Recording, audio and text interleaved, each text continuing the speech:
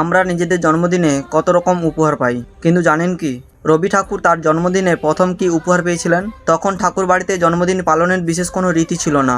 এই প্রথা শুরু করেন রবি ঠাকুরের মেজ বৌঠান জ্ঞানদানন্দিনী দেবী।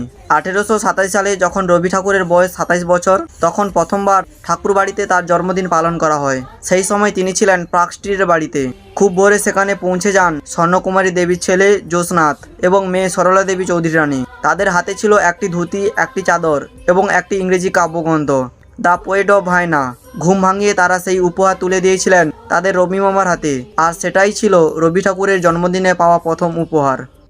আমরা নিজেদের জন্মদিনে কত রকম উপহার পাই, কিন্তু জানেন কি রবি ঠাকুর তার জন্মদিনে প্রথম কি উপহার পেয়েছিলেন? তখন ঠাকুর বাড়িতে জন্মদিন পালনের বিশেষ কোনো রীতি ছিল না। এই প্রথা শুরু করেন রবি ঠাকুরের মেজ বৌঠান জ্ঞানদানন্দিনী দেবী।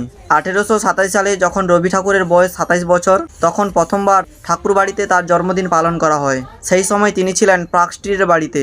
খুব ভোরে সেখানে পৌঁছে যান স্বর্ণকুমারী দেবীর ছেলে জোসনাথ এবং মেয়ে সরলা দেবী চৌধুরী রানী। তাদের হাতে ছিল একটি ধুতি, একটি চাদর এবং একটি ইংরেজি কাব্যগ্রন্থ, দ্য পোয়েট অফ ভায়না।